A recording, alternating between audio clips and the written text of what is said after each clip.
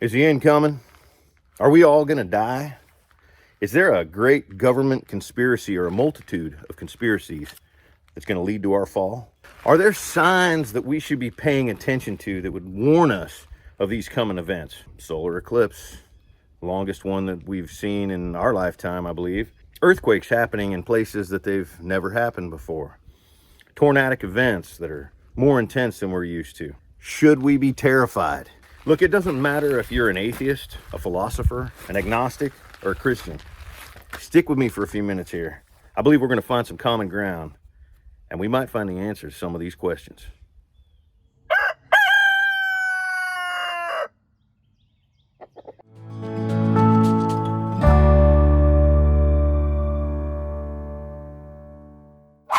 Hey guys, I'm Mike from 3 Mississippi, and as a social media influencer, I spend a lot of time studying what other social media influencers are doing and how it leads to their success and sometimes their shortfalls. And I have to say, in the area of, homesteading, self-sufficiency, prepping, I'm seeing a lot of misinformation, in my opinion, and a lot of fear-driven content. Now, this content is being consumed by the masses, and oftentimes by people who are easily susceptible to being scared. Let's talk about it. Should we be terrified right now of a government collapse, of a massive polar shift, of a massive EMP from our sun? Is a solar eclipse going to cause an impact on our weather patterns and cause incredible tornadic events and lightning storms like we've never seen?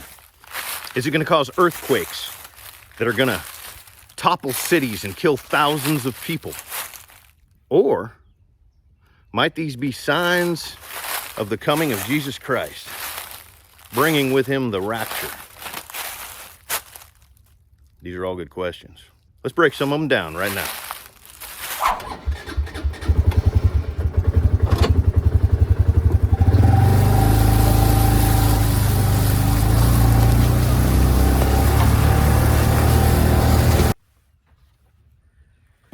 First of all, let me just say, I do believe in being prepared. As much as one can within reason, okay? That's gonna be some yummy breakfast right there. Remember, chance favors the prepared mind. I've said that a lot, and I want you to think about it. Chance favors the prepared mind. It wasn't by chance that you had a spare tire and a jack and knew how to change the tire when you got a flat out on that old dirt road where you couldn't get cell service to get AAA. It wasn't by chance. It was not by chance that you had a half a tank of gas in your truck when an emergency happened and you had to drive to the hospital. Now, for some of you, it may have been by chance, but for a lot of you, you were prepared for that. You never let your gas tank get below half. It was not by chance that when that major ice storm hit and the power was out and utilities couldn't get to you to save you for 5 days, that you had a cord of wood and a wood burning stove. It wasn't by chance that you had some cases of water and some beans and rice, right? Now, again, for some of y'all, it may have been by chance that you got through that, but that's a gamble you don't want to take. Chance favors the prepared mind. The Lord helps those who help themselves, right? Now, somebody out there right now is saying, whoa, cowboy, that's not in the good book. You're right, it's not. Hear people say it all the time, but I'll tell you what is evidence that that statement is the truth. All right, let's talk about Genesis 41. Pharaoh had an interesting dream. He dreamt that there was 7 fat cows. I believe they come up out of the river, and I don't remember exactly. It's been a minute. And then there was 7 skinny cows that arrived, and the skinny cows ate the fat cows. Same thing happened with grain. So he calls this cat Joseph and says, man, what does this dream mean? And Joseph ponders on it and tells him, Pharaoh, that's the Lord telling you that there are 7 years of famine coming. But before those 7 years of famine, there will be 7 years of plenty. And he wants you to prepare your people for the 7 years of famine. And he did. Now, tell me that's not the Lord helping those who help themselves. Now, some of y'all are about to fire back at me right now with, the Lord will provide. And that's right. But was that not the Lord providing those times of plenty and urging you in those times of plenty to prepare for times of not? Don't expect, all right, don't expect that, because you live an irresponsible life, that in time of drought, ravens are going to just fly in and bring you bread and meat morning and evening. I don't believe that's the way it's going to happen for you. In times of plenty, prepare for times of less. And be prepared to share your stores, your preparations with those in need. But what am I preparing for? And what should you prepare for? There's a lot of possibilities, right? Natural disasters, world wars, pandemics. Let's start with the government. The government is evil, and every politician is in league in this great organization to destroy civilization as we know it. All right, I can buy into some of that, but let me tell you what I really think.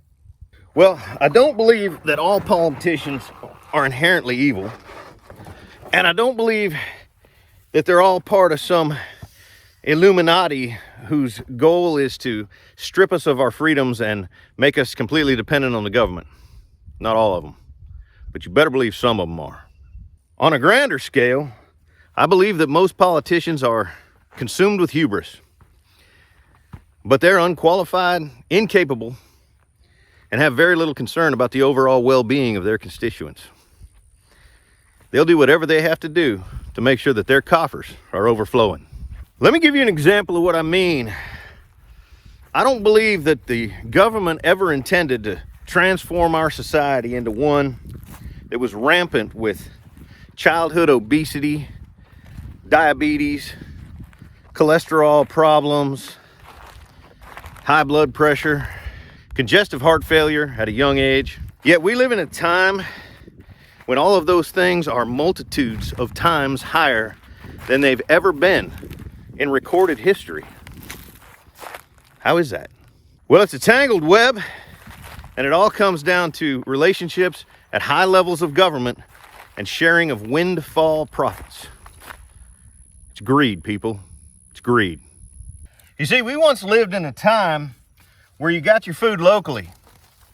You ate what was in season, and corporations hadn't figured out how to process foods with chemicals and increase their shelf life. They weren't filling foods with high fructose corn syrups to make them taste better to children, and then make the children not want to eat a bland old vegetable. Schools were in the business of teaching, not in the restaurant industry, right? We sent our kids to school with packed lunches. Their health was our responsibility as parents, not the schools. However, advances in technology, infrastructure, processing, and transportation have exploded since the Industrial Revolution. Unions have been formed, and food has become an area that is of great profit and is lining a lot of pockets. You see, school lunch programs are a business, y'all, a profit business, and the regulations are not in favor of long-term health. They're in favor of profit. You see, multi-million dollar or billion-dollar manufacturers and distributors of, I won't even call it food, I'll call it unhealthy consumables, are contributing large amounts of money to campaigns, and they're manipulating their way into having a voice, having an influence on what's deemed acceptable nutrition for you and your child. And now that there's so much money in it, politicians and union bosses, they just want more money, more money. Keep that money tree growing, right? Some of y'all may not know this, but during World War II, and I believe even during World War I, the United States government asked every American family to grow a victory garden. And what a victory garden was just a plot, just an area in your yard. If you didn't have a space in your yard, maybe in your churchyard or somewhere in the community, to grow some food. Grow some of your own vegetables. Get a few chickens. Capture some eggs. Have the ability to harvest a chicken and eat that meat. What this did, this victory garden concept that the government was promoting back when they cared, was it offset the amount of food that the government was needing to take from our commercial growing and send to the U.S. and allied forces overseas, okay?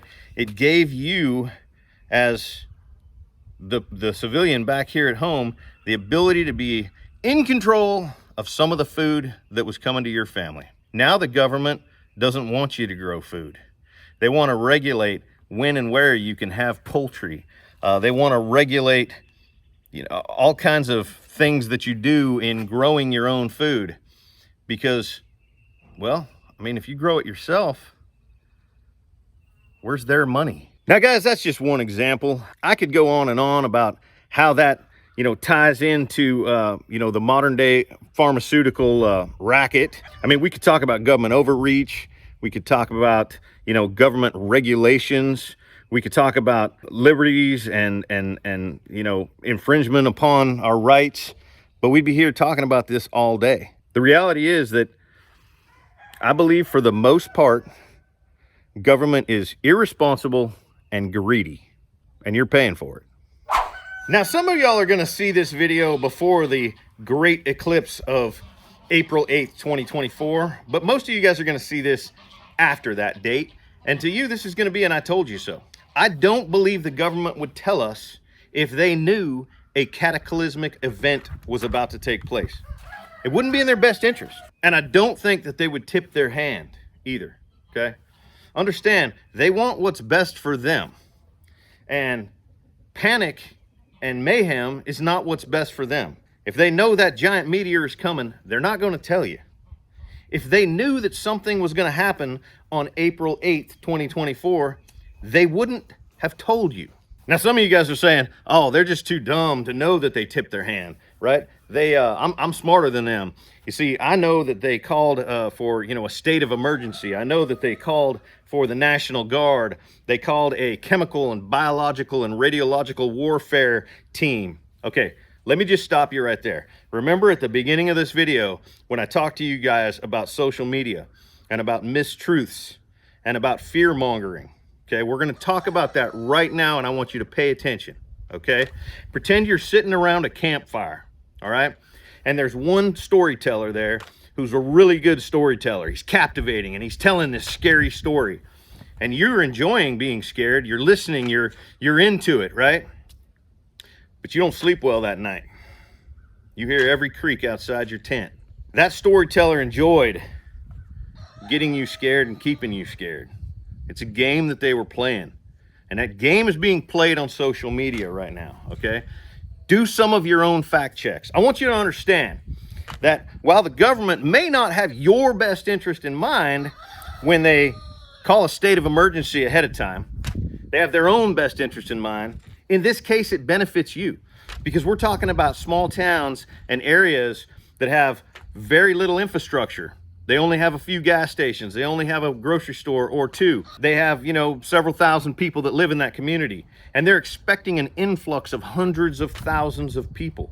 So when the mayor of that area tells you, hey, fill your gas tanks ahead of time, go to the grocery store ahead of time, get a couple days worth of water, get a couple days worth of food. What they're doing is they're trying to prevent a situation that they're then going to have to manage in the moment. Okay, infrastructure is going to be overrun by too many people. That's honestly what I believe. Now you might be saying, all right, Mike, but what about the National Guard? Okay, think about this. I live in a community, I think of about 3,000 people in the city limits, maybe a couple of thousand in the county. Small area, rural, right? We only have so many cops, okay? We only have 2 ambulances in the entire county. We only have like 2 fire departments and a handful of volunteer fire departments, and only so many vehicles and so many firefighters and EMTs and paramedics, okay? Maybe this is all starting to come together for you right now. What happens when you take a community like the one that I live in and you pour 200,000 or 300,000 people into it all at once. How's that going to stress or strain not only your roads and your infrastructure, but law enforcement, first responders, paramedics, EMTs, the firemen? Who's going to help when help is needed? There's going to be more accidents. There's going to be people consuming and getting out of control. Okay. There's going to probably be pressure on the local hospital. All of these things are not necessarily likely, but they're possibilities. And you need to understand that risk management is something that has to be performed. You have to say, what are the risks? What's the likelihood of these risks? If that risk should happen, then what's the impact going to be? And what can I do to mitigate that? By bringing in the National Guard, they can knock a whole bunch of those problems out of the way just by having those people there, available to help, should they need to help. Now, am I standing up for the government right now when I say this? 100% no, guys.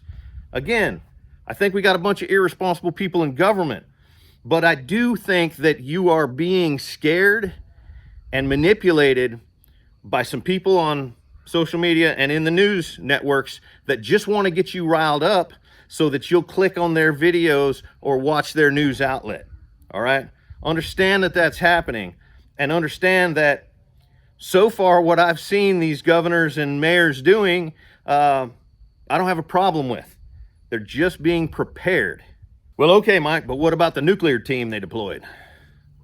Well, all right, again, do your own research, okay? You got somebody out there that is trying to create a hype.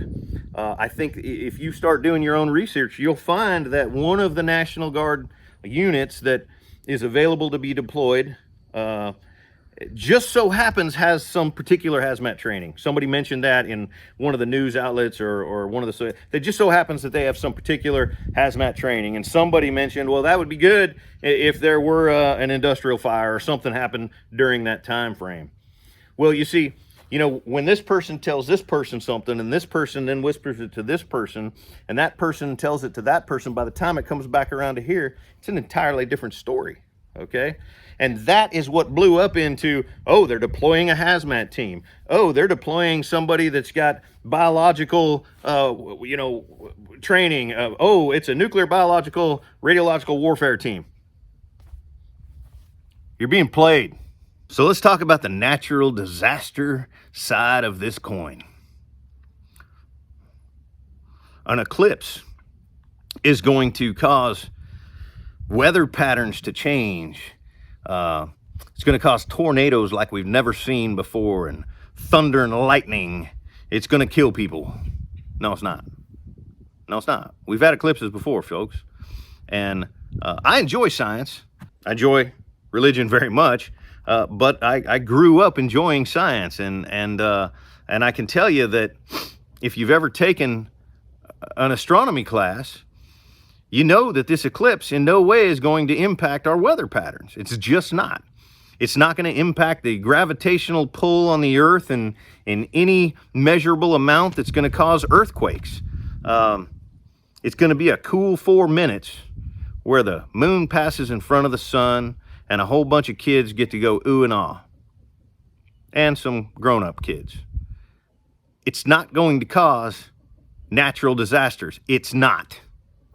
You see, everybody's always looking for signs of the end. It's a morbid curiosity that so many in our society have. If you studied science in school, you may have learned that 65 million years ago, a rock the size of Texas plowed into the Yucatan Peninsula. This resulted in debris flying all the way into the atmosphere. The impact was so great that it actually burped the earth and caused volcanic activity on every fault line around the planet. A volcanic winter we went into. You talk about, I believe it's called the K2 boundary that scientists have found, where they get into where that ash layer is. And of course, this all was the reason for the demise of the dinosaurs and the rise of the mammals, if that's the belief that you have. Who's to say that there's not another big rock flying toward us right now? Yeah, that's a fear. That's a fear a lot of people have. I mean, look at the moon through a telescope. That thing's been pummeled, right?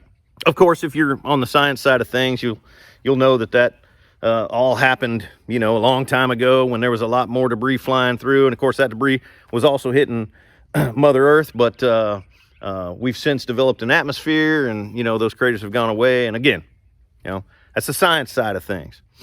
Still on the science side of things, maybe a little far-fetched, is the pandemic concept.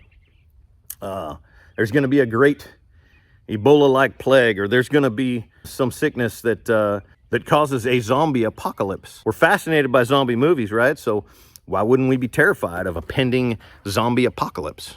Well, that brings us to the subject of these individuals out there that claim they're reading into prophecies, that these signs are telling them about the coming of the Son of Man. You need to not listen to these people, all right? Understand, this is how cults are born, all right? I want to read something to you right now. This is out of the book of Matthew, chapter 24, 36, right now. But about the day or hour, no one knows, not even the angels in heaven, nor the Son, but only the Father. As it was in the days of Noah, so it will be at the coming of the Son of Man. Now, that's interesting, right? As it was in the days of Noah. What does that mean? Let's go on a little bit further, just a little bit here. For in the days before the flood, people were eating and drinking, marrying and giving in marriage, up to the day Noah entered the ark. And they knew nothing about what would happen until the day the flood came and took them all away. There's no signs that Jesus is coming back. And if somebody's telling you that and you're believing it, you better look real close at what church that is. And maybe don't join it. Don't be manipulated. Don't be manipulated by religion. Don't be manipulated by the government. Don't be manipulated by science. Don't be manipulated by, whoever's got the most money where food's concerned, and the World Health Organization, the CDC. Don't be manipulated. Yeah, the reality is the end is coming. For you and I and everybody else, and for this planet. Whether you're an atheist and you believe that this planet is 4.567 billion years old, and that one day the sun's going to burn out, or before then, an asteroid's going to hit, or there's going to be a massive polar shift, and the seasons are going to swap, and whatever event is going to cause the fall of mankind and maybe the rise of some other, okay? Whether you're a philosopher and you believe that we don't have a soul, we just have energy, chi, that runs through our body, and that chi is on loan from the universe. And when we die, that chi returns to the universe and becomes one with the universe again, and then gets recycled somewhere else. Whether you're an agnostic and you believe there's probably something out there, it kind of makes sense something would need to be out there. I don't know what it is, though. I'm not willing to commit to this and call these folks a liar. Or whether you're a Christian.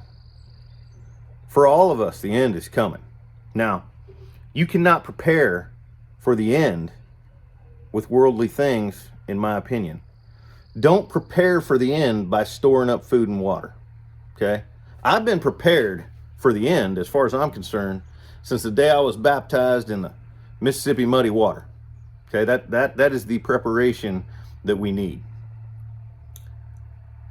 But you should prepare for other things. And what things am I saying you should prepare for? Well, everything else.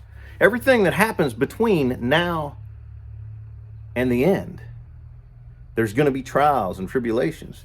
There's going to be times of plenty and times of need. And I feel that the wise thing for you to do is during those times of plenty, prepare for the times of need. That's what I'm trying to tell you. Don't fear buy. Don't impulse buy. Don't be scared into, completely changing your lifestyle because someone claims that they know that the end is coming on this day. That's irresponsible, and it's unfounded. When you have a little extra money, go ahead and Make a wise purchase in something that you can put up on the shelf, something that's going to solve for water for you. Watch some prepper videos. Don't go down the rabbit hole. Don't let them scare you. Remember, we're not supposed to worry.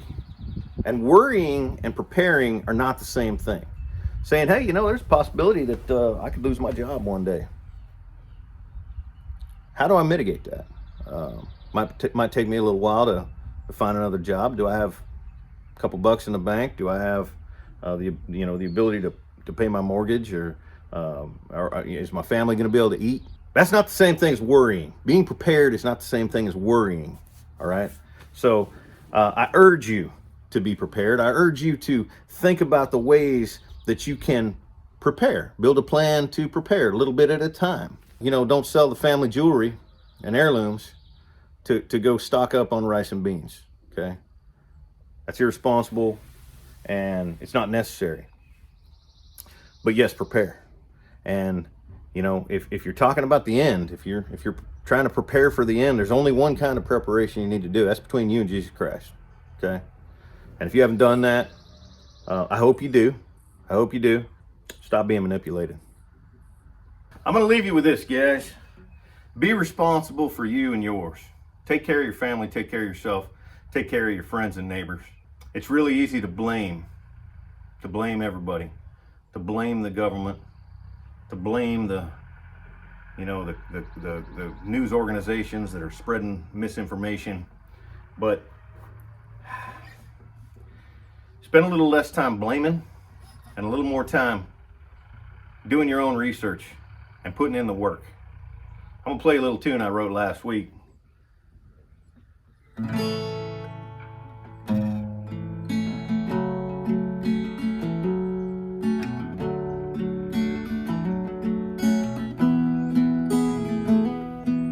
I heard every sinner's got a future to lead on.